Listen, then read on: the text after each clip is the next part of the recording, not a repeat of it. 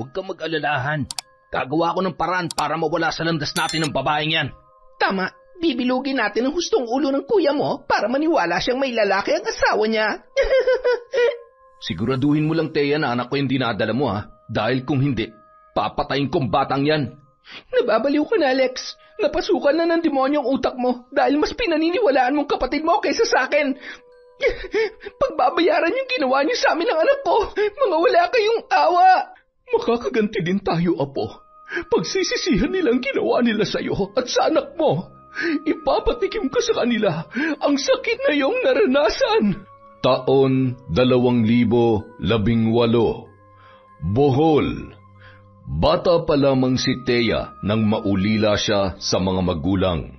Ngunit mapalad naman siya dahil mayroon siyang mapagmahal na lola. Hindi man siya nakapagtapos ng kolehiyo, nakapag-asawa naman siya ng isang pulis na mas matanda sa kanya ng 5 taon. Mapalad ang tingin ng lahat kay Thea, ngunit hindi nila alam ang masalimuot niyang kinahinatnan sa bago niyang buhay. Mahal, alis na ako, ha? Mag-ingat ka sa trabaho, mahal, ha? Oo naman, mahal. Basta pagkatapos mong alagaan ang baby natin, magpahinga ka rin, okay? Oo, mahal.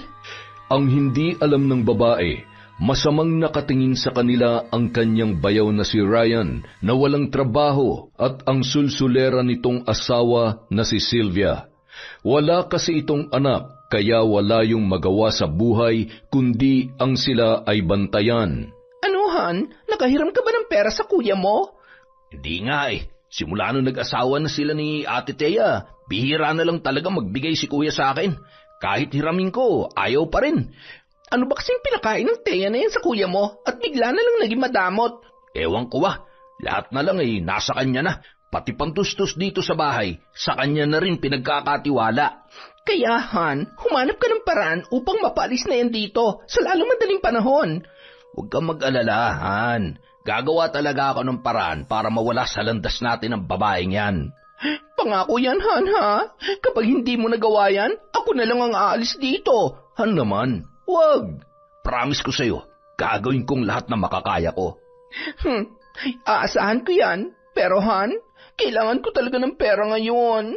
Wala na akong pambili ng mga pampaganda ko. Sandali lang, Han. Susubukan kong humingi kay Thea. Kapag hindi yan nagbigay, malilintikan talaga siya sa akin. Dapat lang, Han. Hindi tayo papayag na siya lang ang makikinabang sa perang pinaghihirapan ng kuya mo. Nang makasiguro na si Ryan na wala na ang kanyang kuya, ay sa kanya naman nilapitan si Thea. Oh, Ryan, mukhang may kailangan ka. Thea, pahiram naman ng pero. May mahalaga lang kaming paggagamitan ni Sylvia. Nako, Ryan, pasensya ka na. Kailangan ko munang ipaalam sa kuya mo yan. Bakit naman? Ikaw na may hawak ng lahat ng pera ni kuya. Kahit na, kailangan ko pa rin sabihin sa kanya. Sandali lang, tatawagan ko siya. Huwag na, pareho lang naman kayo madamot eh. Hindi alam ni Ryan na nasa sala lang ang kanyang ama na si Robert.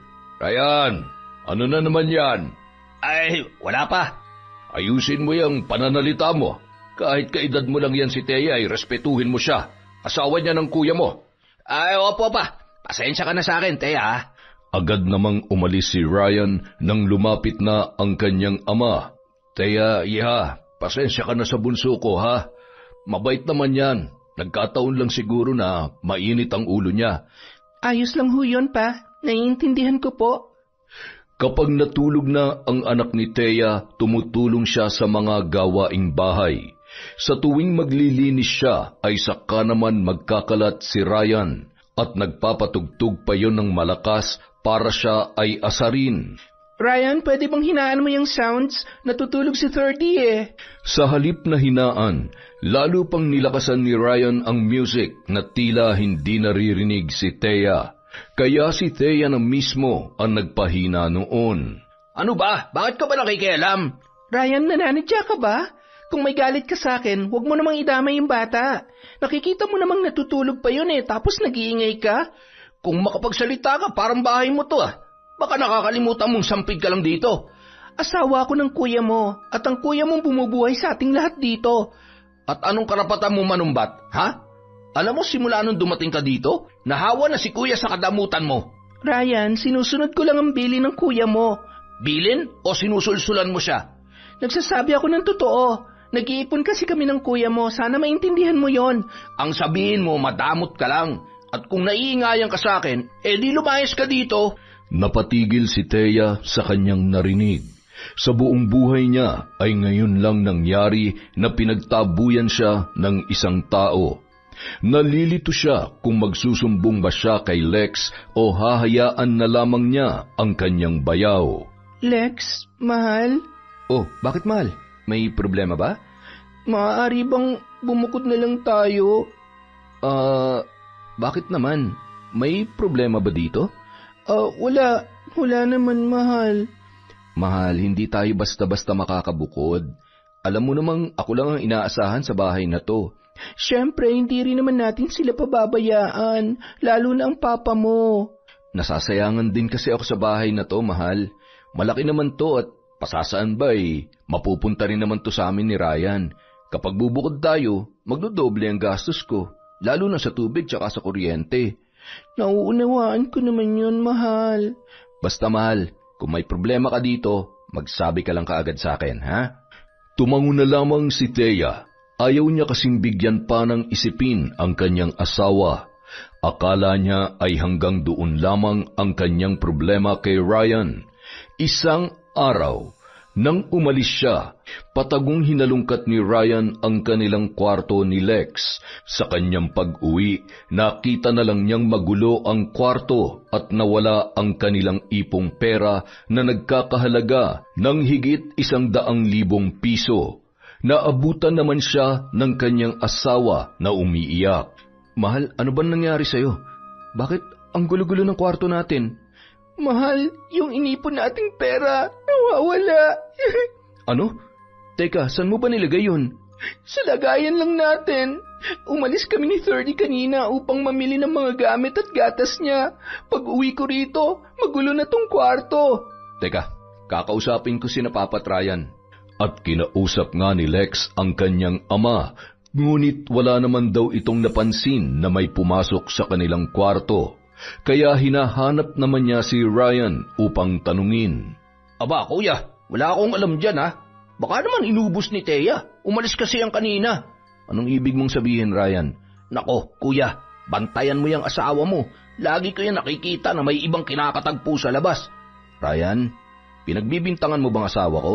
Kuya, magkapatid tayo. Kaya concerned lang ako sa'yo. Ang gusto ko lang naman, yung maging open-minded ka. Biruin mo, ilang oras na nawala yan dito kanina, tapos bigla na lang mawawala yung pera ninyo. Bakit? Gaano katagal ba siya nawala? Siguro, kuya, mga buong araw. Natahimik naman si Lex sa kanyang narinig. Tila napaisip siya kung bakit ganoon katagal na wala ang kanyang asawa. Maya-maya pa, bumalik na siya sa kanilang kwarto ni Thea. Han, mukhang naniwala si Kuya Alex sa sinabi mo, ha?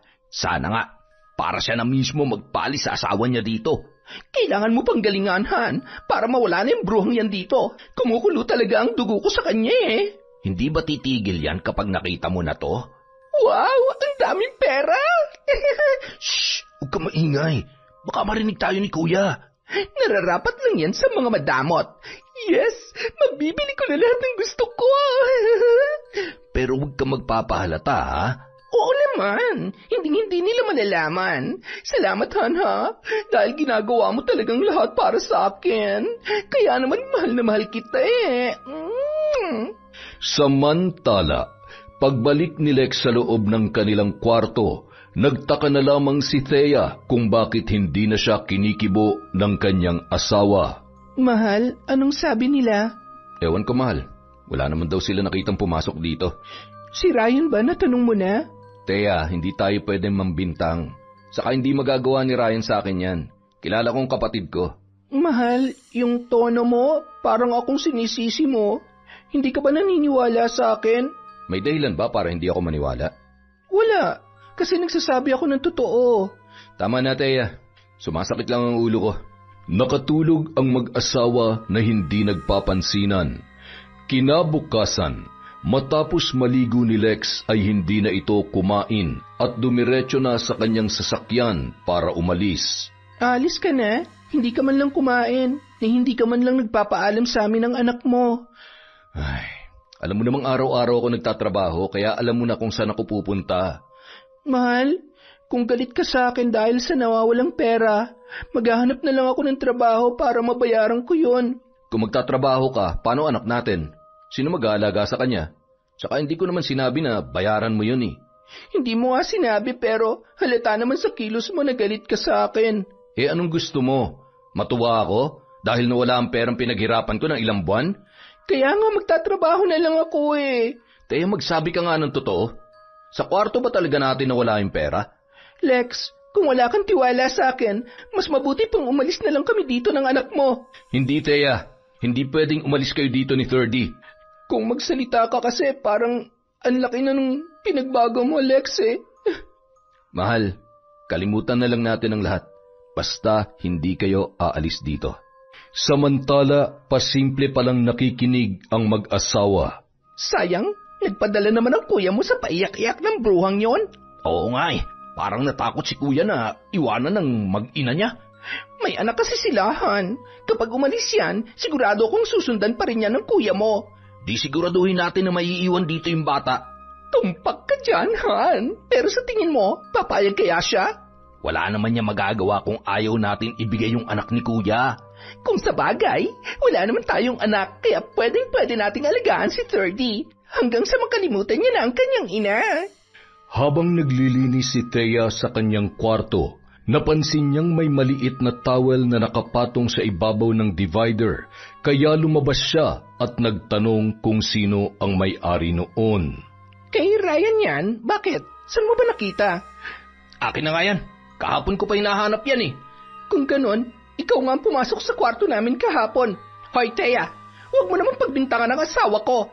So, paano yan napunta sa loob ng kwarto namin ni Lex? Alam nga naman akong kumuha ng face towel na yan at dinala ko sa loob.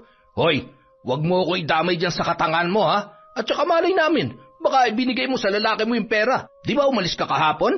Ryan, alam mong namili lang ako kahapon. Wala akong ginagawang mali. Kaya wag mo akong gawa ng kwento. Aba, malay namin kung nagsasabi ka ba ng totoo o hindi. Narinig naman ni Robert ang kanilang pagtatalo, kaya sumabat ang kanilang ama. Ryan, ano na naman ba yung pinagsasasabi mo? Mamaya magalit na naman ang kuya mo. Eh paano kasi ang babaeng yan pa? Pinagbibintangan akong pumasok sa kwarto nila. Totoo ba yan, Thea? Nakita ko po tong face towel niya sa kwarto namin pa. Malay ko ba kung kinuha mo lang yan para pagbintangan ako? Ryan, kung wala kang kasalanan, hindi ka dapat magalit. Dapat magpaliwanag ka na maayos. At ikaw naman, Thea, isipin mong mabuti kung paano napunta yan sa kwarto mo. Naiwan niya nga ang face towel na to sa kwarto pa. Sino ba magdadala niyan sa loob? Pumasok si Thea sa kanyang kwarto. Ilang sandali pa, sinundan siya ng kanyang bayaw. Anong ginagawa mo dito? Lumabas ka! Biglang sinakal ni Ryan si Thea, pagkatapos ay itinulak yun sa kama. Ikaw ha? Akala mo kung sino ka na dito? Pati si Papa sinusulsulan mo. Ryan, pakiusap. Lumabas ka dito. Kung hindi, sisigaw ako. Sige, subukan mong sumigaw at papatayin ko kayong dalawa ng anak mo. Walang hiya ka. Ano bang kailangan mo sa akin? Lumayas ka dito sa pamamahay namin dahil nahawa na si Kuya sa kadamutan mo. Kaya mo ba ninakaw yung ipon namin? Hindi lang yan ang gagawin ko. Oras na pagdamutan mo pa kami ni Sylvia. Walang hiya ka. Napakasalbahe mo. Isusumbong kita sa kuya mo. Sige, subukan mo kung maniniwala siya sa'yo. Kinagabihan, agad na nagsumbong si Thea sa kanyang asawa. Nagalit yun, kaya agad na sinugod ang kanyang kapatid. Walang hiya ka, Ryan. Ikaw pa nang kumuha ng pera namin at ikaw pa may ganang sumugod kay Thea sa mismong kwarto namin. Isang suntok ang dumapo sa mukha ni Ryan, dahilan upang mawalan yun ng balanse. Kuya, wala akong ginagawa. Ako nga yung dapat magalit eh, kasi sinugod niyo kami ni Sylvia kanina dito. Pinagbibintangan niya akong kumuha ng pera ninyo. Totoo yan, kuya. Kahit itanong mo pa kay Papa Robert. Dahil sa lakas ng kanilang boses, narinig agad yon ng kanilang ama. Ano bang pinag-aawayan ninyo magkapatid? Hindi naman kayo ganyan dati ah. Pa, pinagbibintangan na naman ako ni Thea. Sinugod ko raw siya sa kwarto niya kanina. Di ba pa, siya yung sumugod dito sa amin ni Sylvia? Oo, nakita ko yun, Lex. pero di ko na nakita nung pumasok si Ryan sa kwarto ninyo ni Thea. Kuya, bakit ba pinag-iinitan ako ng asawa mo? Oo nga, kuya. Wala namang kaming ginagawa masama sa kanya. At saka, malaki po ang respeto namin sa inyo. Mabuti pa ipag-usapan nyo yan na maayos. Ayoko nag-aaway-away kayo sa mga walang kwentang sabi-sabi. Buti pa, umalis na lang kami dito ni Sylvia. Pa, kuya, nag-a-apply na rin naman ako ng trabaho. Walang aalis dito sa bahay natin. Kabilin-bilinan ng mama mo bago siya namatay na manatili tayong buo rito sa bahay. Tsaka kanino ba naman ito mapupunta kundi sa inyo lang naman dalawang magkapatid? Pa, para kasing ayaw sa akin ni Thea kaya mas mabuti pang aalis na lang kami. Lex, tawagin mo nga si Thea para mapag-usapan natin to na maayos at para magkabati-bati na rin kayo. Ayaw kong mayroong magkakaaway dito sa bahay. Maya-maya pa lumabas si Thea. Ngunit mahigpit niyang pinaninindigan ang kanyang mga sinabi. Kaya naman nalilito na naman si Lex kung sino ang kanyang paniniwalaan. Lex, bakit ba ayaw mo akong paniwalaan? Asawa mo ko. At bunsong kapatid ko naman si Ryan. Alam mo bang kami lang dalawa magkakampi simula pagkabata? Kaya hindi ako makapaniwala na kaya niyang gawin sa akin yon. Paano naman ako? Asawa mo ko. At hindi ko magagawang traidorin ka. Ay, matulog na tayo, Thea. At ayaw ko na tong pag-usapan ulit, ha? Hanggat hindi mo ako pinaniniwalaan, Lex, hindi ako mapapanatag. Anong gusto mong gawin ko? Patayin ko ang kapatid ko? O palayasin? Sinabi ko ba yon? Ang sakin lang, maniwala ka naman sakin. Wala nang narinig si Thea mula kay Lex. Nakatulog siya habang umiiyak. Paggising niya ng umaga, wala na ang kanyang asawa sa kanyang tabi. Uy, gising na palang Reyna. Thea, halika, kumain ka na. Nagluluto kami ng masarap na almusal. Hindi kumikibo si Thea at umiikot lamang ang kanyang paningin. Hinahanap mo ba si Kuya Lex? Maaga siyang umalis at binigyan niya lang kami ng pera para sa gagastusin dito sa bahay. O di ba, ang bongga ng ulam natin? Samantalang nung ikaw ang bumibili ng pagkain, puro isda at gulay lang ay pinapakain mo sa amin. Ba't di ka makaimik? Nagtataka ka kung bakit hindi na sa'yo pinagkakatiwala yung budget? Kasi pabaya ka raw na asawa. Kung saan-saan mo raw dinadala ang pera. Ang sabihin mo, ninakaw mo. At sino naman ang maniniwala sa'yo? Kung ako sa'yo, Thea, lumayas ka na dito dahil tapos na ang pagrereyna-reynahan mo. Ang sabihin mo, Sylvia, puno ka ng inggit sa katawan dahil maliban sa hindi ka na magkaanak, mukha ka pang pera. Huwag mong pagsasalita ng ganyan ang asawa ko, ha? Mahigpit siyang hinawakan ni Ryan sa braso. Pagkatapos ay itinulak siya nito, dahilan upang siya ay bumangga sa mesa. Walang hiya ka. Akala pa naman ng kuya mo hindi mo siya kayang taluhin, pero wala ka palang kasing sama. Hindi lang yan ang mapapala mo kapag hindi ka pa umalis dito sa bahay namin. Kung ako sa'yo, Thea, huwag mo nang pahirapan ang sarili mo. Lumayas ka na. Mabilis na umalis si Thea kasama ang kanyang anak. Umuwi muna sila saglit sa bahay ng kanyang lola upang magpalipas ng sama ng loob. Thea, apo, mabuti at naparito kayo ni Thirdy. Ang gwapo-gwapo naman ng apo ko sa tuhod. Lola, namiss namin kayo ni Thirdy. Namiss ko rin kayo, apo. Pero, nasaan ang asawa mo? Bakit kayo lang ang pumarito? Nasa trabaho po, Lola. O, bakit parang malungkot ka? May problema ka ba, apo? Wala po. Wala, Lola. Thea, huwag kang maglihim sa akin. Teka, ano nangyari dyan sa braso mo? Bakit namumula yan? Wala po. Wala, Tola. Nabangga lang po ako kanina. Akala ko ay sinasaktan ka na ng asawa mo. Nako, hindi po, Lola. Alam niyo naman na mabait si Lex. Mabuti kung ganon. Dahil oras na malaman kong sinasaktan ka niya, malilintikan siya sa akin. Hindi nga po, Lola. Sige na po, kakain na po tayo. May dala po akong pagkain dito. Ay sige, apo. Namimiss ko na talagang makasama kang kumain. Ako rin po, Lola. Namimiss ko na talaga dito sa atin. Tila nabawasan ang sama ng loob ng babae nang makabisita siya sa kanyang lola. Ngunit hindi siya nagsasabi ng kanyang mga problema. Ayaw niya kasing bigyan ng isipin ang matanda. Samantala, sa bahay nila Lex ay gumawa na naman ng kalokohan ang bayaw ni Thea at ang sulsulera niyang hipag. Han, saan kaya pupunta ang babaeng yon?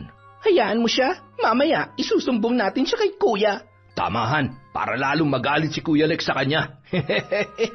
Tama, bibilugin natin ang husto ang ulo ng kuya mo para maniwala siyang may lalaki ang asawa niya. Pero paano? Wala naman tayong ebidensya. Kung may tanim bala, mayroon ding tanim ebidensya. Ang kailangan lang nating gawin ay papaniwalain ng kuya mo. Pero, Sylvia, baka mapahamak tayo dyan. Mapapatay tayo ni Kuya oras na malaman niya ang mga ginagawa natin. Ngayong ka pa ba susuko? Malapit na tayo manalo sa laban. Habang nag-uusap ang dalawa, ay saka naman dumating si Lex at hinahanap ang kanyang asawa. Ryan, nasan si Thea at si 30? Ewan ko, Kuya. Kaninang umaga pa yun umalis eh. Sabi ko naman sa'yo, Kuya, bantayan mo yung asawa mo.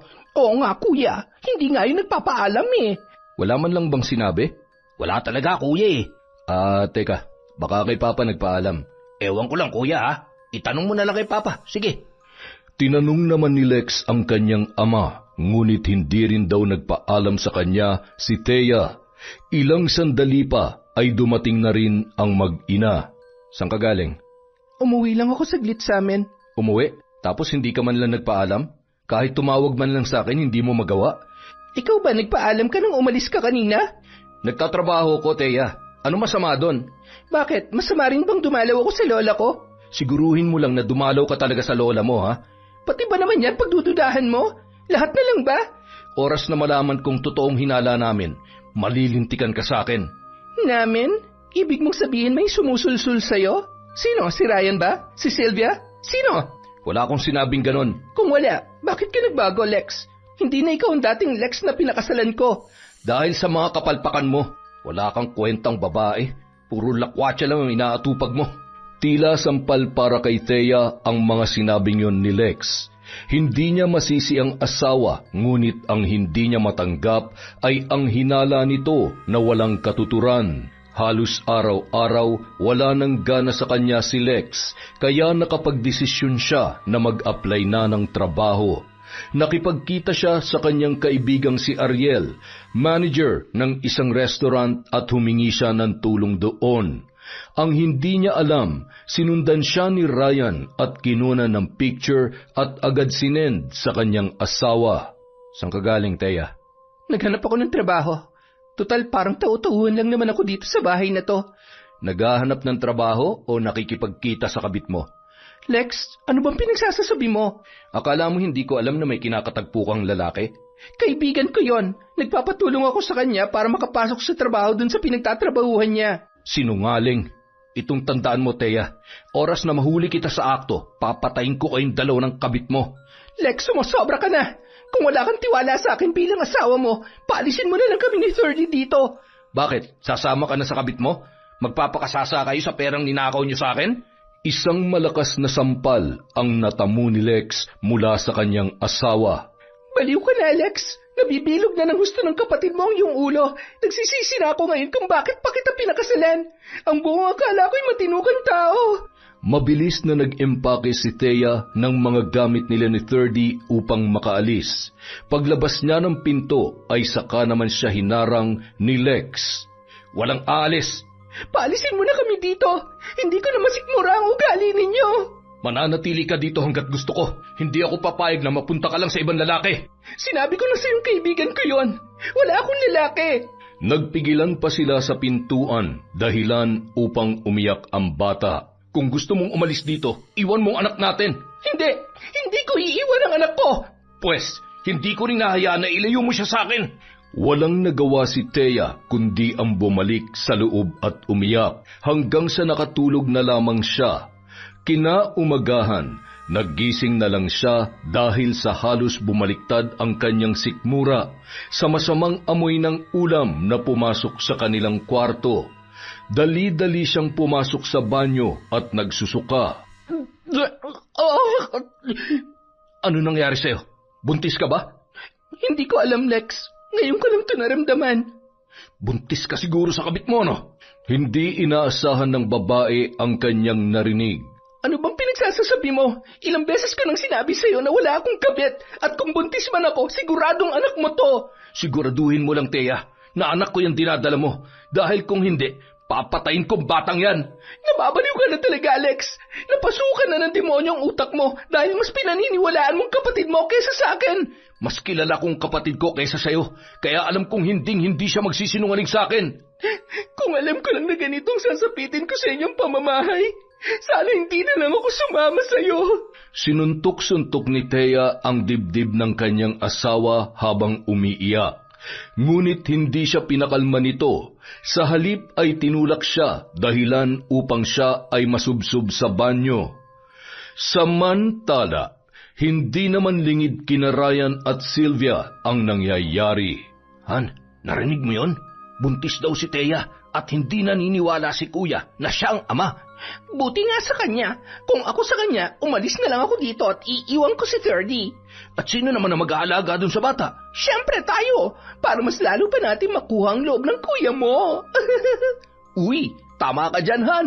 At siyempre, dapat mapaamo din natin si 30 para hindi na siya lalapit sa mama niya. At tayo na ang kikilalanin niyang magulang. Nang mapatunayang buntis si Thea, naging mas masalimuot pa ang kanyang buhay. Lalo na siyang hindi tinatrato ng maayos ni Ryan at Sylvia, maging ng kanyang asawa. Isang araw, iniwan niya si 30 kay Lex upang magpa-check up. Aksidente namang nakita niya uli ang kanyang kaibigan na si Ariel. Nagtatanong ito kung bakit hindi na siya tumuloy sa pag-a-apply ng trabaho. Napaiyak na lamang si Thea habang nagkukwento ng kanyang pinagdaraanan. Napayakap na lang siya sa kanyang kaibigan habang hinahagod ang kanyang likod.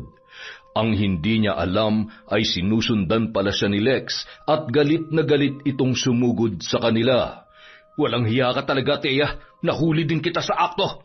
Tama nga ang sinabi ni Ryan at Sylvia sa akin na makikipagkita ka sa kabit mo. Lex, ano bang sinasabi mo? Ang galing mo magkunwari, Thea. Lex, mali ang iniisip mo. Kaibigan ko lang si Ariel. Oo nga po, sir. Nagkamali po kayo ng hinala. Kababata ko po si Thea at parang magkapatid na po ang turingan namin sa isa't isa. May magkaibigan bang naglalandian? Lex, hindi kami naglalandian. Umuwi ka sa bahay. Nakakahiya ka. Kinaladkad si Thea ng kanyang asawa papauwi, na tila ba wala ito sa tamang katinuan. Sumunod naman si Ariel upang awatin ang lalaki. Sir, huwag mo naman saktan si Thea. Sir, huwag ka makikialam dito, kundi papatayin ko kayong dalawa. Binunot ni Lex ang kanyang baril at itinutok sa lalaki, kaya naman napaatras ito. Pagdating sa bahay, patuloy pa rin na kinakaladkad ni Lex si Thea habang sina Ryan at Sylvia naman ay nanunood lamang. Walang hiya ka? Ang landi-landi mo? Yun bang lalaki na yun ang ama ng dinadala mo? Lex, sinabi ko na sa iyong kaibigan ko lang yon. Sinungaling ka. Ilang beses ka na nakita ng kapatid ko na nakikipagkita sa lalaking yon. Lex, hindi totoo yan. Sinisiraan lamang ako ng kapatid mo. Aba ate, kung ano yung nakita ko, yun lang ang sinasabi ko, ha? Oo nga, kahit kailan, hindi marunong gumawa ng kwentong asawa ko. Mga walang hiya kayo, mga sinungaling. Sinakal ni Lex si Thea ng mahigpit. Pagkatapos ay itinulak niya ito ng malakas. Lex, tama na. Baka kung ano pa mangyari sa bata. Mas mabuti pang mawala ng batang yan dahil bunga yan ng kalandian mo. Lex, anak mo to. Dugo mo to. Maawa ka sa anak natin. Hindi ko anak yan. Pagkasambit noon ay tinadyakan niya ang kanyang asawa, dahilan upang mapaimpit ito sa sakit. Lex, tama na.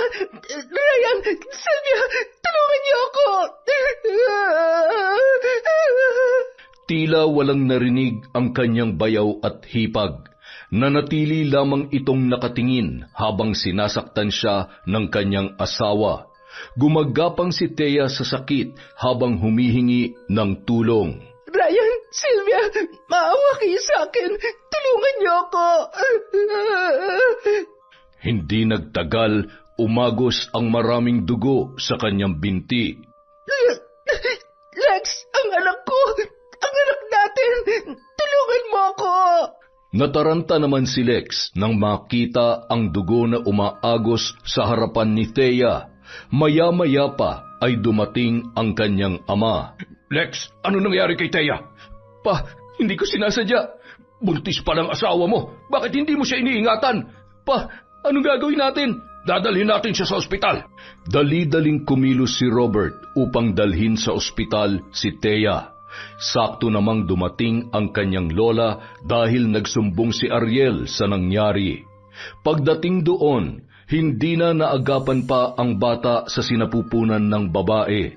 Tuluyan na itong nalaglag dahilan sa matindi niyang paghihinagpis. Pagbabayaran yung ginawa niyo sa amin ng anak ko. Mawala kayong awa. Apo, tahan na. Magpagaling ka. Tapos ay uuwi na tayo sa bahay. Lola, ang anak ko. Walang kasalanan ng anak ko. Bakit nila dinadamay ang batang walang kamuwang-muwang sa tiyan ko?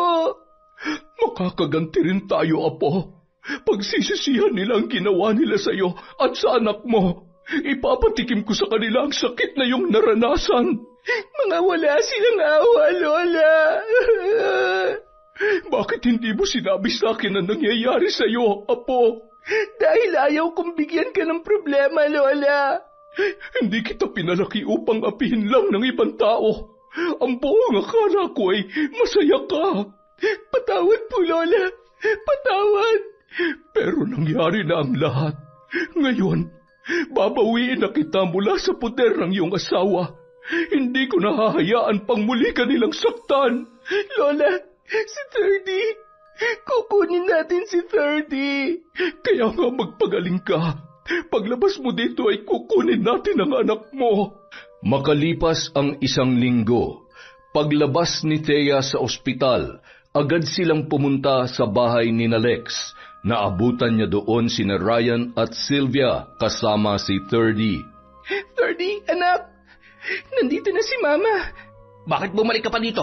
Ang kapal na mukha mo pumasok dito ah. At nagsama ka pa talaga ng matandang pulube? Magdahan-dahan ka sa pananalita mo, Iha. Baka mamaya ay lagyan ko ng maraming bulate ang bibig mo.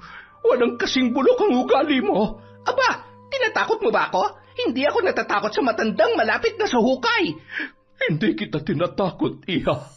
Totoo lamang ang aking sinasabi. Hoy, matanda! Sino ka ba sa inaakala mo, ha? Mabuti pa, umalis na kayo dito. Bago ko pa kayo kaladkarin palabas. Tigilan mong lola ko. Nandito kami para kunin si Thirdy. Pagkatapos ay hindi na kami manggugulo sa inyo. At sino nagsabi sa iyo na ibibigay namin sa inyo si Thirdy? Anak ko si Thirdy, kaya karapatan kong kunin siya. Pasensya ka na, Thea. Kabilin-bilin na ni Kuya na hindi namin ibibigay ang bata sa iyo kahit anong mangyari. Kami na ngayon ang bagong magulang niya.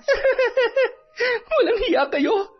Matapos niyong patayin ang bata sa sinapupunan ko, kukunin niyo pa sa akin ang anak ko. Hoy, wag mo kaming paratangan, ha? Wala kaming ginawa sa'yo. Kasalanan mo nakunan ka dahil hindi ka nag-ingat. Sinungaling ka? Kayo ang dahilan kung bakit nangyayari to. Kaya ibigay niyo na sa akin ang anak ko.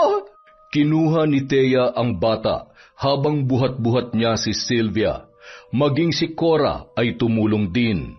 Hinarang naman sila ni Ryan at sabay na itinulak, dahilan upang matumba ang matanda. Magbabayad kayo sa ginawa niyo sa amin. Sinabi nang umalis na kayo rito eh. Dali-dali namang sinaklolohan ni Thea ang kanyang lola, habang si Sylvia naman ay itinakbo sa kwarto ang bata. Maya-maya pa, lumabas si Robert mula sa kanyang kwarto.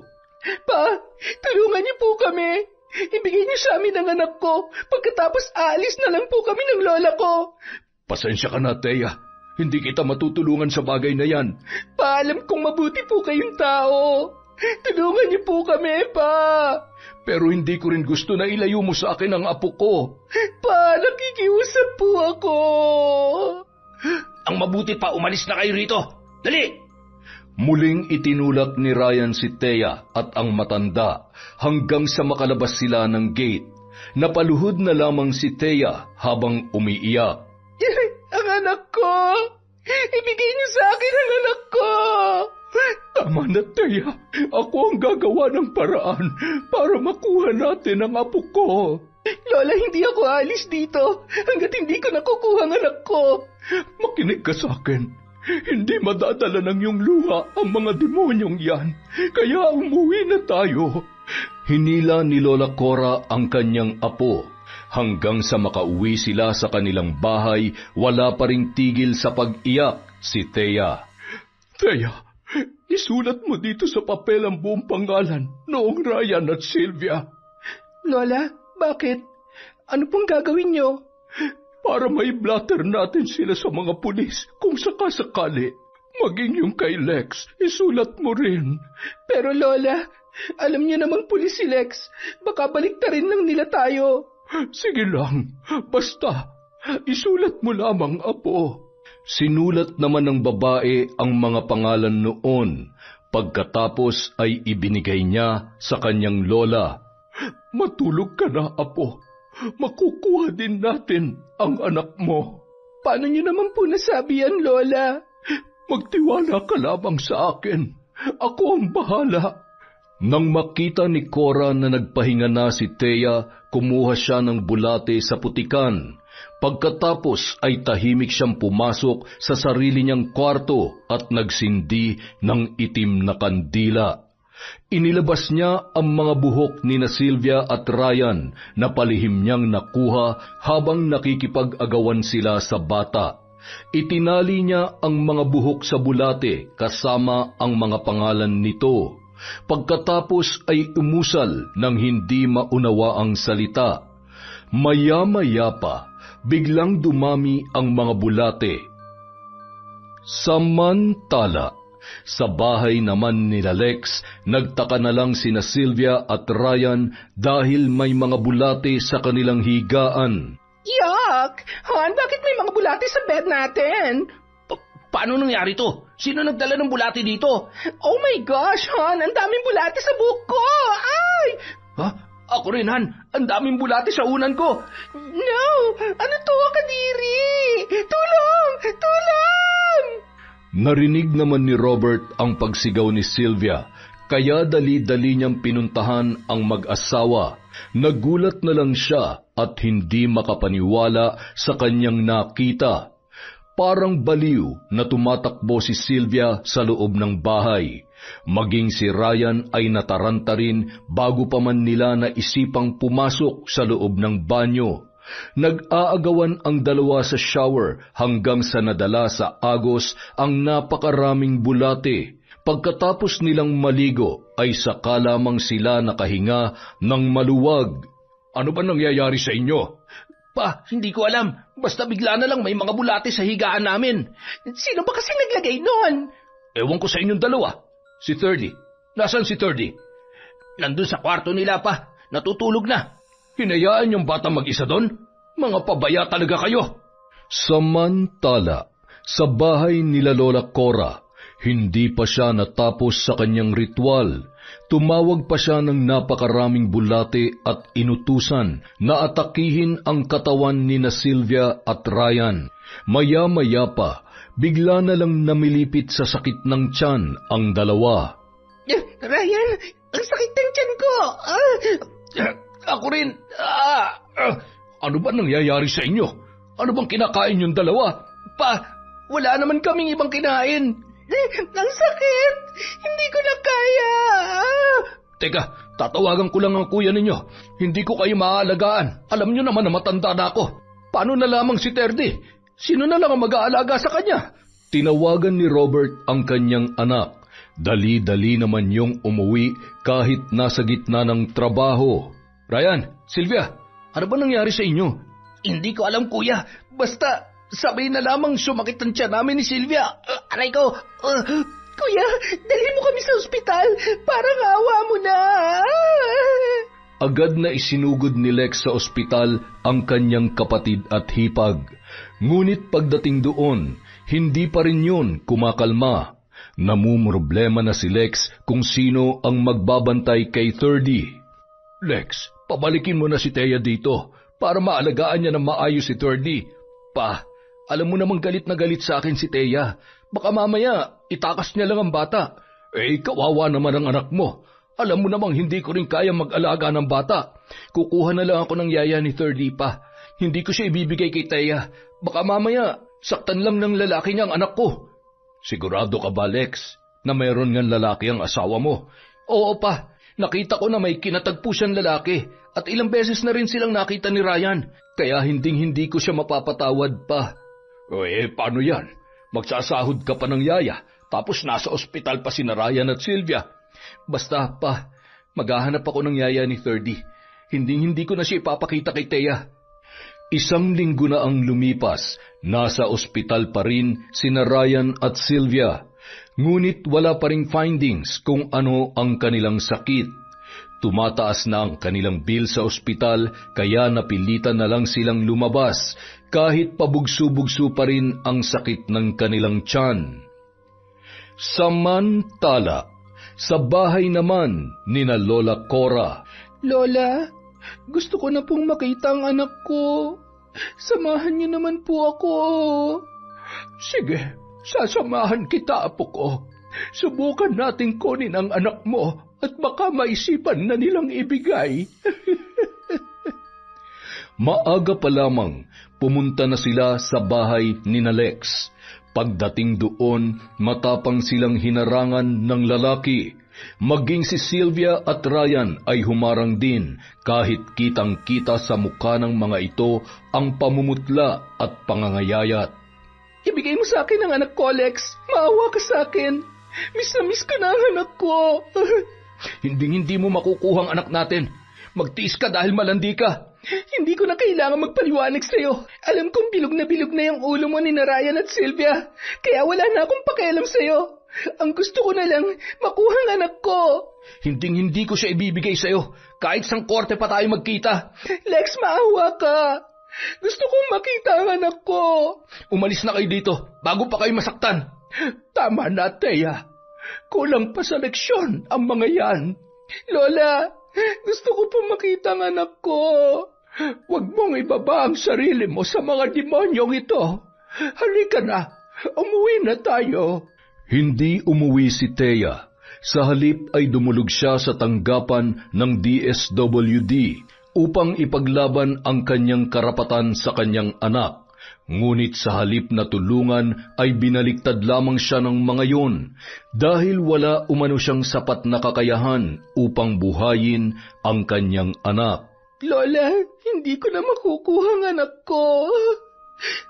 Huwag kang mawalan ng pag-asa, apo ko. Mababawi rin natin siya. Paano po, Lola? Paano? Biyernes ng gabi, muling nagsagawa ng ritual si Lola Cora. Isang pangmalakasang ritual dahilan upang mamilipit sa sakit ng tiyan sina Ryan at Sylvia at sa pagkakataong yun ay dinamay niya na si Rex. Isinugod sila sa emergency room ng hospital ngunit wala pa ring nakitang dahilan ng kanilang sakit hanggang sa may lumapit kay Robert na matandang lalaki. Kanina ko pa kayo gustong kausapin. Hindi ordinaryong sakit ang nararanasan ng iyong mga pasyente. Ano pong ibig niyong sabihin? Paulit-ulit lang nasasakit ang kanilang tiyan hanggat hindi naaalis ang barang sa kanilang katawan. Barang? Barang?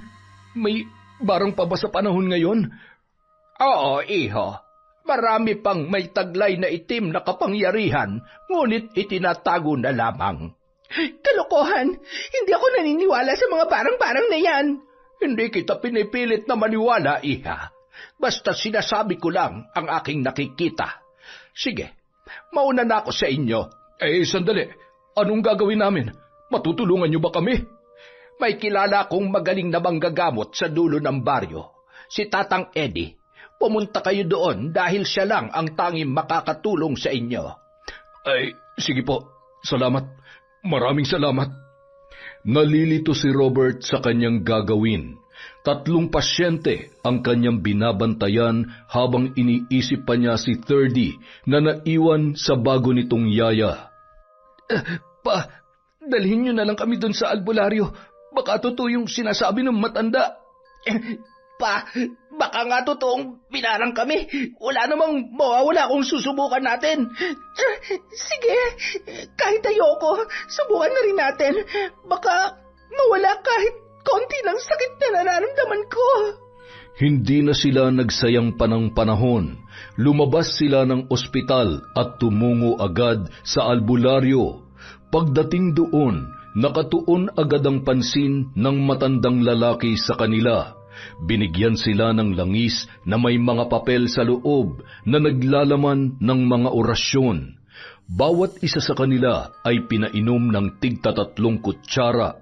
Umusal ng mga salita na hindi maunawaan ng kahit na sino. Pagkatapos ay sabay-sabay silang nagsusuka ng mabahong putik at mga bulate. Hinimatay si Sylvia dahil sa kanyang nakita, habang sina Ryan at Lex naman ay natulala na lamang. Ang baho, ang daming bulate. Tatang Eddie, ano nangyayari sa kanila? Hayaan mo silang mailabas ang mga bulate sa loob ng kanilang katawan. Paano nangyari yon? Bakit sila nagkakaganyan? Yan ang ginamit ng mambabarang upang pinsalain ang loob ng kanilang katawan. Mabuti at nadala mo sila agad dito. Kung ganun, totoo ngang hindi ordinaryo ang sakit nila. Ilang sandali pa, naging maayos ang kalagayan ng 3, habang si Sylvia ay walang tigil na umiiyak. Han, tama na. Wala na. Aray ko. Nakakadiri, Han. Hindi ko kaya. Paano yun napasok sa tiyan natin? Ay. Pasalamat ka, Iha, dahil nailabas mo na ang mga bulate. Kung hindi, maaari niyo yang ikamatay ng dahan-dahan. May mambabarang pa pala sa panahon ngayon? Marami pa, Iha. At kahit ilang henerasyon pa ang dumaan, hindi sila mauubos.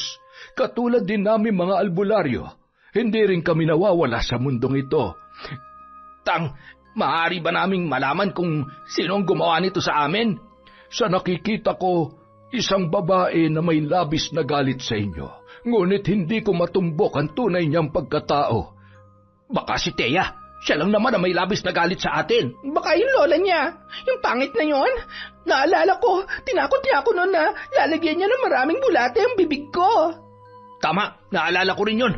Siguro nga isa siya mambabarang at magkasabot sila ni Thea. At bakit naman nila gagawin sa atin yun? Si Thea may kabit tapos sila pa may gana mambarang? Nagkatinginan ang mag-asawang sina Ryan at Sylvia. Walang kaalam-alam si Lex na pakana lamang nila ang lahat. Bibigyan ko kayo ng panangga. Siguruhin niyo lang na hindi niyo huhubarin ito dahil kung hindi, makakapasok pa rin sa katawan ninyo ang barang. Pero hindi ako sigurado kung gaano kalakas ang mambabarang na gumawa nito sa inyo. Bumalik na lamang kayo dito kapag may naramdaman kayong hindi mabuti. Ibig niyong sabihin, hindi pa rin kami lubos na gumagaling? Depende kung titigilan niya na kayo. Pero kung ako sa inyo, humingi na lamang kayo ng tawad sa mga taong naagrabyado ninyo. Yan ang pinakamabisang paraan upang hindi na kayo mapahamak pa. Never! Never kong gagawin yan, lalo na sa Thea na yon. Anong ibig mong sabihin, Sylvia? Inagrabyado mo ba si Thea? Hindi hindi kuya. Ibig kong sabihin, hindi ako hihingi ng tawad dahil wala naman tayong kasalanan. Tama, kuya. Wala tayong kasalanan sa kanya. Isa lang ang may papayo ko sa inyo. Kung ano man ang problema ninyo, sana maayos nyo na, bago pa man humantong ang lahat sa kamatayan. Kamatayan? Kung meron mang mamamatay dito, siguradong sila yon. Hindi ako papayag na basta na lamang nila kami papatayin. Tama ka, kuya. Traidor talagang babaeng yon. Tapos na ang aking serbisyo sa inyo. Maaari na kayong umuwi. Tatang Eddie, salamat po sa inyong tulong. Walang anuman. Pagkatapos noon ay umuwi na sila sa kanilang bahay. Malaki ang tulong ng panangga na ibinigay ng albularyo dahil hindi na sumasakit ang kanilang mga tiyan. Sylvia, tama kaya ang hinala natin na ang lola ni Thea ang nambarang sa atin? Kung siya man, malilintikan talaga siya sa akin. Bakit? Anong laban mo sa mambabarang? Sa mambabarang wala. Pero kay Thea, meron. Mapapatay kong babaeng yon. Tsak kung gumaganti na siya sa atin. Hindi ako natatakot sa kanya, kaya humanda siya sa akin. Tinawagan ni Sylvia si Thea upang papuntahin sa kanilang tinitirhan ng mag-isa. Pinangakuan siya nitong isosoli na si 30. Nadala naman si Thea dahil sa matinding pangungulila sa kanyang anak. Pagpasok pa lamang niya ng gate ay bigla na lang siyang sinampal ni Sylvia at kinaladkad papasok. Sylvia, anong ibig sabihin nito? Walang hiya ka? Ikaw nagpabarang sa amin ni Ryan at tinamay mo pa si Kuya Lex kahit alam mong siya lang ang bumubuhay sa amin. Sylvia, wala akong alam sa mga sinasabi mo. Nagmamaang-maangan ka pa? Kahit ang totoo ay may balak kang ipapatay kami sa lola mo, mambabarang. Sinabunutan ni Sylvia si Thea nang walang kalaban-laban. Sylvia, tama na. Pumunta ako dito dahil gusto ko makita ang anak ko. Akala mo ba makikita mo ang anak mo? Nagkakamali ka. Hindi ka namin ipapakilala sa anak mo. Lalo na ngayong alam na naming may lahi ka palang mambabarang. Hindi totoo yan. Wala akong ginawang masama sa inyo. Ilabas niyo ang anak ko. Kami na ni Ryan ang kikilalaning magulang ng anak mo. Nagpumilit na pumasok si Thea sa loob ng bahay, ngunit hinarang siya ni Ryan sa pintuan at itinulak palabas. Umalis ka na, Thea. Salamat sa pagbisita mo. Mga walang hiya kayo. Mga demonyo.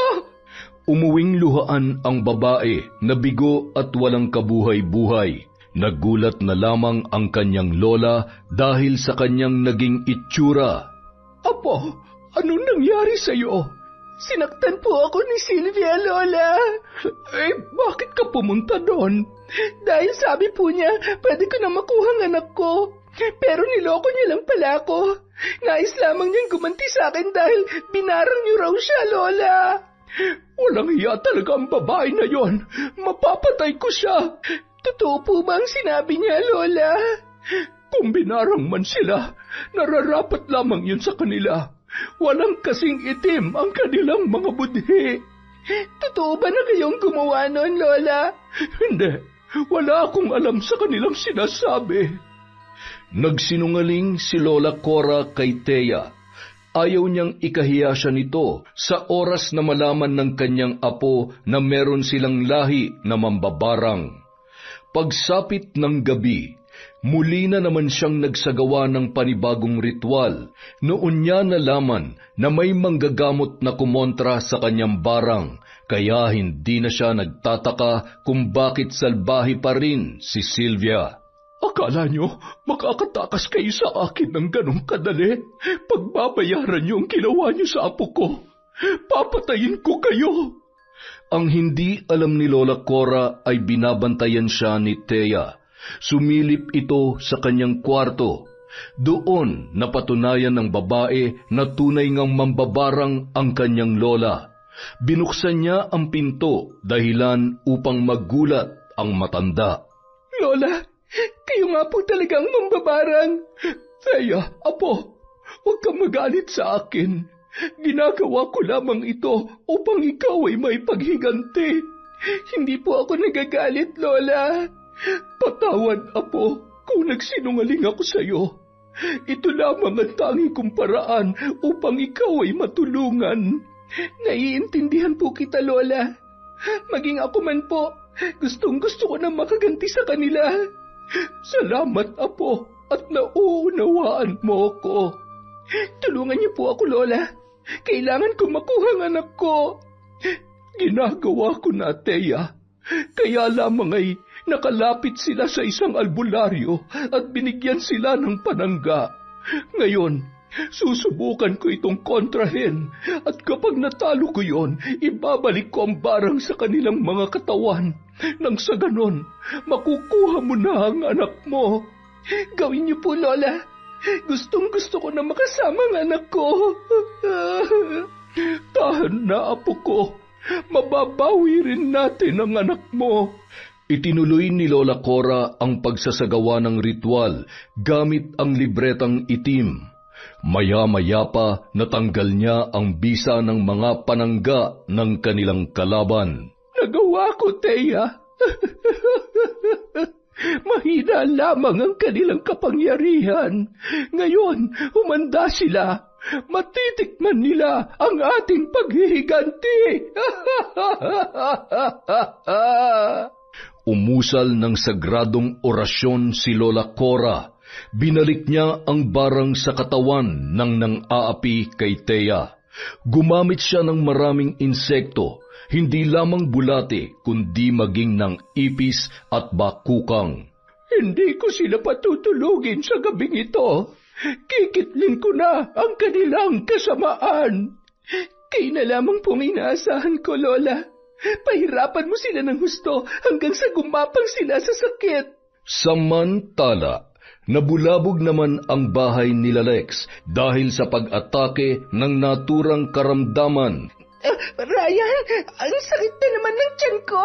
Parang merong mga nagtatakbuhan sa loob. Ako rin, tila may mga gumagalaw sa loob ng tiyan ko. Baka binarang na naman tayo ng lola ni Thea. Kasalanan mo to, Sylvia. Gumaling na sana tayo eh. Pero kung ano kasing ginagawa mo eh. Akala ko kasi hindi na tayo tatablan ng barang dahil sa panangga na suot natin. Ang sakit. Ano ba kasi ang mga ginagawa ninyo? Bakit na naman kayo nagkakaganyan? Dalhin mo ulit kami sa albularyo. Habang namimilipit sa sakit ang dalawa, ay halos gumapang naman si Lex papalabas sa kanyang kwarto. Diyos ko, Lex, pati ba naman ikaw? Hindi ko na alam kung anong gagawin ko sa inyo. Tulungan mo ko, Pa. Papa, dalhin niyo na kami sa albularyo. Parang mamamatay na ako sa sakit. Ako rin po, Pa. Gabing-gabi ngayon. Alam niyo naman malabo ang paningin ko kaya hindi ako bumibiyahe sa gabi. Pa, pilitin niyo po. Nang gabing yon, napilitang magmaneho si Robert. Dahan-dahan lang ang kanilang takbo hanggang makarating sila sa bahay ng albularyo. Tatang Eddie, tulungan niyo po kami. Tatang Eddie, ano may paglilingkod ko sa inyo? Bakit naparito kayo ng 10 oras ng gabi? Tatang Eddie, yung mga anak ko, pati yung manugang ko, inatake na naman ng kanilang mga sakit. Ay, hali kayo, pumasok kayo. Tatang Eddie, gamutin niyo po sila. Natatakot na ako sa pwedeng mangyari sa kanila. Nawala ng bisa ang kanilang mga panangga at kasalukuyan pa rin silang binabarang. Pakiusap, tulungan niyo po kami. Napakalakas ng barang na ipinataw sa inyo. Hindi na ito tulad ng dati. Kung totoong magaling ka, albularyo, tulungan mo kami. Pasensya na kayo. Hindi ko siya kayang kontrahin ngayon. Hindi ko kayang salubungin ang kanyang kapangyarihan dahil kung pipilitin ko, maaaring pati ako'y mapatay niya. Kung ganun, paano na po kami? Inumin niyo na lang muna itong langis nang maagapan man lamang ang pananakit ng inyong tiyan. Sinunod na lamang nila ang utos ng albularyo at pansamantalang humupa naman ang kanilang sakit. Tatang Eddie, bakit tila lumalaki ang tiyan ko? Ako rin po. Parang bumibigat itong tiyan ko. Ako rin. Paano na ako makakapagtrabaho nito? Batid ko na kasalukuyan niya pang sinasagawa ang ritual ng pambabarang. Hihintayin ko na muna siya matapos para hindi niya malaman na kinokontra ko siya. Ilang sandali pa, si Tatang Eddie naman ang gumawa ng ritual. Ginamit niya ang kanyang sagradong orasyon para gamutin ang kanyang mga pasyente. Ngunit nabigo ang albularyo. Hindi niya na maalis ang barang sa katawan ng mga ito. Pasensya na kayo, hindi ko kaya. Ginawa ko na ang lahat ng aking makakaya, ngunit hindi ko matapatan ang kanyang kapangyarihan. Ibig niyong sabihin, mananatili na lamang silang ganyan? Sa ngayon, ibibigay ko sa inyo itong langis bilang pansamantalang lunas kapag sumakit ang inyong mga tiyan. Pero kailangan niyong maghanap ng mas magaling na albularyo. Saan naman ako maghahanap ng magaling na albularyo? Sa Siquijor.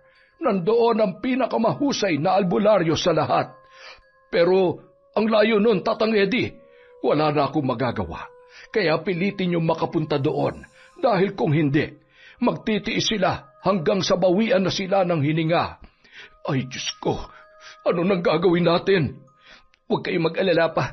Hanapin ko si Thea at ang kanyang lola. Kung sila man ang bumarang sa amin, malilintikan sila sa akin. Iho, ang dahas ay magbubunga rin ng karahasan. Kaya kung ako sa inyo, idaan nyo na lamang ang lahat sa mabuting usapan. Makakauwi na kayo. Ang sabihin mo, wala kang kwentang albularyo. Mahina ka. Sylvia, tumahimik ka! Bakit? Totoo naman ang sinabi ko Hindi na ako magtataka, Iha, kung bakit ka binarang. Walang kasing sama ang iyong ugali. Siguro, magkasabot kayo ng mambabarang, kaya ayaw nyo kaming gamutin. Tama na, Sylvia! Wala kang galang sa matanda! Umuwi sila sa kanilang bahay kahit pabugso-bugso pa rin ang sakit ng kanilang mga tiyan at tanging ang langis lamang ang kanilang panlunas. Ilang linggo lang ang lumipas ay nangayayat na sila at namumutla dahilan upang hindi na makapagtrabaho si Lex. Sylvia, paano na tayo? Gumawa ka ng paraan, Ryan. Naiinis na ako sa buhay ko dito. Kasalanan mo to Kung hindi ka lang ambisyosa, hindi sana tayo magkakaganito. Pwede ba wag mo isisi sa akin ang lahat? Dahil ginusto mo rin naman ang nangyari. Oras na malaman ni Kuyang pinagagagawa natin kay Thea, sigurado akong mapapatay tayo nun. Kaya tumahimik ka, dahil walang iba nakakaalam sa ginawa natin kundi tayo lang. Tama ba yung narinig ko? Pinagkaisahan niyo si Thea? Nandiyan ka pala. Ryan, hindi kita pinalaki ng ganyan. Paano mo ito nagawa sa kuya mo? Pakiusap, huwag mo sasabihin kay Kuya. Baka palayasin niya kami. Humingi kayo ng tawad kay Thea. Ayusin niyo ito habang buhay pa kayo. Ayoko. Hindi ako hihingi ng tawad sa kanya. Pero Sylvia, kailangan natin makipagbati sa kanya. Basta ayoko. Dalhin mo na lang kami sa Sikihor pa. Di ba yun naman ang sinabi ni Tatang Eddie? Malaki ang gagastusin natin para makapunta doon. Saan tayo kukuha ng pera? May natira pa kaming pera pa. Gagamitin natin yun para makapunta tayo sa Sikihor. Saan naman galing yung pera mo? Wala naman kayong mga trabaho. Basta huwag ka na magtanong. Dalhin mo na lang kami doon. Kayo bang kumuha sa pera ng kuya ninyo? Hindi. Ipon namin yan ni Ryan. Sinungaling! Nahawa na sa iyong anak ko! Huwag mong sasabihin kay Kuya Please, ayaw ko magalit sa akin si Kuya. Sana nun mo pa yan naisip, Ryan, bago pa tayo humantong sa ganito. Sorry pa. Hindi na ito mauulit. Pakiusap, huwag mo sabihin kay Kuya. Samantala, nainip naman sila Thea at Lola Cora dahil hindi pa rin sumusuko ang kampo nila Lex. Lola, hindi pa rin nila ibinabalik ang anak ko. Huwag kang mag-alala, Apo. Tingnan ko lang bukas kung kaya pa nilang alagaan ang anak mo. Pahihirapan ko sila ng husto. Araw ng Martes, muli na namang nagsindi ng kandilang itim si Lola Cora para gumawa ng ritual. Natuwa naman siya dahil nanatili pa rin ang mga insekto sa katawan ng kanyang mga binibiktima. Anong ginagawa niyo, Lola? Bubuhayin ko lamang ang mga natutulog na insekto sa kanilang katawan. Walang silbi ang langis na kanilang iinumin. Lola, naiinip na po ako. Miss na miss ko na ang anak ko. Malapit na, Thea. Kaunting tiis na lang. Umusal na naman ng sagradong dasal ang matanda. Nagsiliparan ang mga ipis at bakukang sa loob ng kwarto. Lola, ano nangyari? Bakit ang daming insekto? Sila ang tutulong sa atin upang maibalik ang anak mo. Nang matapos ang orasyon ng matanda, ay biglang naglaho ang mga naturang insekto. Humayo kayo! Pahirapan niyo pa sila ng husto! Samantala, halos mabaliw na sina Ryan at Sylvia dahil sa sakit ng kanilang tiyan, habang si Lex naman ay nagtitimpi lamang sa kanyang sarili. Umiinom sila ng langis, ngunit humuhupa lamang ito ng kaunti. Hindi talaga tayo tinitigilan ng mambabarang. Humanda sila sa akin. Papatayin ko sila. Anak, huwag kang gagawa ng ikakapahamak mo. Kung mamamatay din lang ako sa barang pa, mas mabuti pang unahan ko na sila. Anak, makinig ka sa akin. Kapag ginawa mo yan, makukulong ka. Paano na si 30? Pero sawa na ako sa sakit na to, Pa. Dala ang kanyang baril, umalis si Lex para pumunta sa bahay ni na Lola Cora. Pinilit niyang magmaneho kahit masakit ang kanyang tiyan. Ryan, sundan natin ang kuya mo.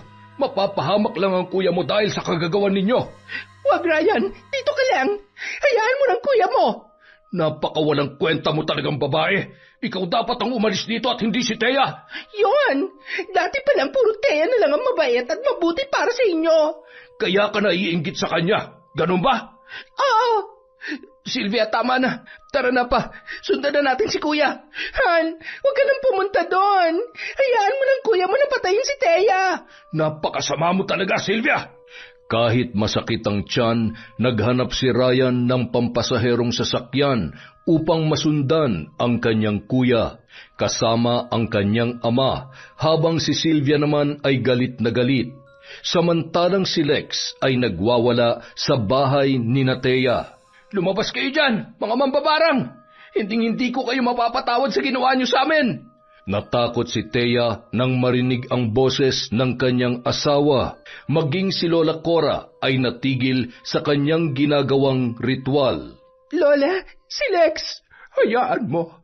Ako ang harap sa kanya. Lola, huwag. May baril siya. Baka mapahamak ka. Matanda na ako, Thea. Malulugi siya kapag pinatay niya ako dahil mabubulok lamang siya sa kulungan. Lola, hindi ka lalabas. Paano na ako? Paano na ako kapag napahamak ka? Maya-maya pa, sa pilitang pinasok ni Lex ang kanilang bahay. Nang makita niya ang dalawa, ay agad niya yung tinutukan ng baril. Mga walang hiya kayo! Alisin yung barang na ginawa niyo sa amin! Kung hindi, papatayin ko kayo! Lex, ilayo mo ang baril mo! Bilisan niyo! Sundin niyo ng sinabi ko! Ako na lamang ang patayin mo! Huwag mo nang idamay ang apo ko! Tatanggalin niyo ba ang barang o parehong sasabog ang mga ulo niyo? Titigilan ko lamang kayo kapag nangako kang pagkatapos nito ay ibabalik mo na sa amin ang aking apo. Hindi kumikilala ng kondisyon ng baril ko. Tingnan natin kung may magagawa yung barang mo. Oras na pumutok to. Lex, wag! Nakikiusap ako. Ibaba mo ang baril mo. Napilitan si Lola Cora na tanggalin ang barang dahil sa takot na baka nga sila ay barilin ng lalaki. Maya-maya pa nagsususuka si Lex ng iba't ibang klaseng insekto. Nanghihina ito, ngunit hindi pa rin binibitawan ang kanyang dalang baril. Maya-maya pa, muling itinutok ni Lex ang baril kina Thea at Lola Cora. Tinanggal ko na ang barang sa inyo, kaya umalis ka na rito. Mga walang hiya kayo. Ang kapal na mukha ninyo. Kayo na may kasalanan sa akin. Kayo pa may ganang pahirapan kami. Wala akong kasalanan sa iyo, Lex. O kahit kanino man sa inyo. Ilang sandali pa, dumating na sina Ryan at Robert. Kuya, huminahon ka. Hindi, papatayin ko malanding babaeng yan. Lex, wag. Matatanggal ka sa posisyon mo kapag ginawa mo yan. Doble-doble ng kasalanan ng babaeng to sa akin pa. Pagkasambit noon, itinutok ni Lex ang baril sa ulo ni Thea. Kuya, wag! Hindi naman makatiis ang matanda, kaya nakipag-agawan siya ng baril. At dahil siya ay mahina, nabaril siya ni Lex sa kanyang balikat. Lola! Lex, tama na! Wala silang kasalanan sa'yo. Kuya, kami ni Sylvia may kagagawan ng lahat. Anong ibig mong sabihin? Akong kumuha ng pera ninyo at hindi totoong may kabit si Thea. Gawa-gawa lang namin yun ni Sylvia. Ryan, totoo bang sinabi mo? Kuya, patawarin mo ko. Paano nyo ito nagawa sa akin? Nagtiwala ako sa'yo dahil kapatid kita. Paano mo ito nagagawa sa akin, Ryan? Paano? Parang baliw na humahagulhol si Lex habang pinupukpok ng sariling kamay ang kanyang ulo. Ginawa niyo akong tanga. Kuya, patawarin mo ko. Nabulag lamang ako sa kagustuhan kong ibigay ang lahat kay Sylvia. Mga walang hiya kayo. Sinira yung pamilya ko. Natigil lamang ang pagwawala ni Lex nang marinig niya ang sigaw ni Thea. Tulungan niyo ako. Dalhin natin si Lola sa Agad namang kumilos si Robert upang tulungan si Thea. Sinakay nila ang matanda sa sasakyan at dinala sa ospital. Pagdating doon, dali-dali naman silang sinaklolohan ng mga nurse at doktor. Thea, patawarin mo ko. Hindi kita mapapatawad, Lex. Pinatay mo na ang anak natin sa sinapupunan ko. Ngayon pati ba naman ang lola ko? Thea, patawad. Hindi ko alam ang ginagawa ko. Dahil saradong utak mo sa akin. Thea, please, patawarin mo na ako. Natigilan ang lalaki nang biglang tumunog ang kanyang cellphone. Nang tingnan niya yon, ang yaya yon ni 30. Hello? Ano? Dinala ni Sylvia si 30? Ano nangyari kay 30? Si 30 daw, dinala ni Sylvia. Diyos ko, sukdulan na talaga ang kasamaan ng Sylvia na yon. Tumawag si Lex sa istasyon ng pulis. Humingi siya ng backup upang hanapin si Sylvia. Maya-maya pa, dumating na ang mga yon. Teka lang, tatawagan ko muna si Sylvia. Baka sakaling sabihin niya sa akin kung nasaan siya. Ilang beses na nagring ang cellphone ng babae, ngunit hindi pa rin yon sumasagot. Kaya hinanap na nila sa internet kung nasan ang cellphone ng babae. Sinundan nila ito hanggang sa makarating sila sa isang abandonadong gusali. Nandoon siya sa 3 palapag. Diyos ko, anong gagawin niya sa anak ko? Pupuntahan ko siya, kukunin ko ang anak ko. Ma'am, wag, baka mapahamak ang anak niyo. Tatawag muna tayo ng rescue team upang maligtas ang anak mo kung sakaling tatalon sila sa building. Bakit idadamay ang anak ko? Desperada po yata ang babaeng yan, ma'am. Kaya parang nawala na siya sa katinuan. Pakiusap, gawin niyong lahat para mailigtas ang anak ko. Thea, ipaubayan na natin ang lahat sa mga pulis. Hindi pa. Kailangan kong kumilos. Hindi ko kakayanin kapag may nangyari masama sa anak ko.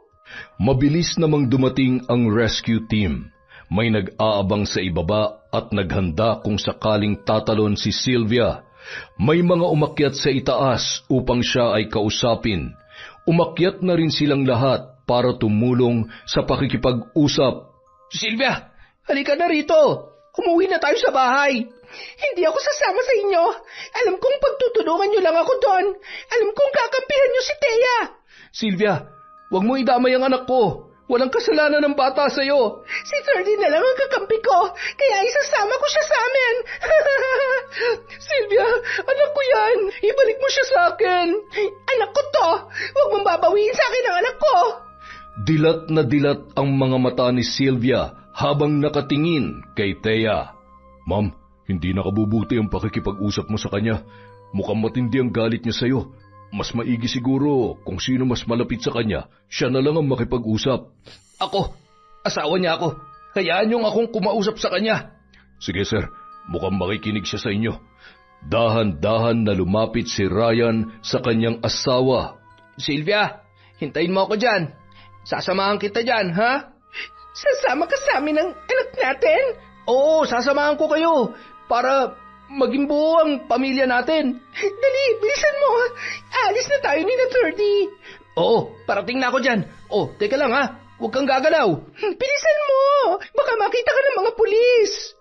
Maya-maya pa, katabi na ni Ryan si Sylvia. Nanginginig naman siya dahil isang masamang galaw lamang maaaring malaglag sila sa ibaba. Akin na yung anak natin. Ako na magdadala sa kanya. Ibinigay naman ni Sylvia ang bata. Pagkatapos ay humawak siya ng mahigpit sa braso ng kanyang asawa. Taranahan, alis na tayo dito. Dito tayo dadaan. May mga pulis kasi doon eh. Sylvia, mahuhulog tayo dyan. Shh! Huwag ka maingay. Baka marinig ka nila.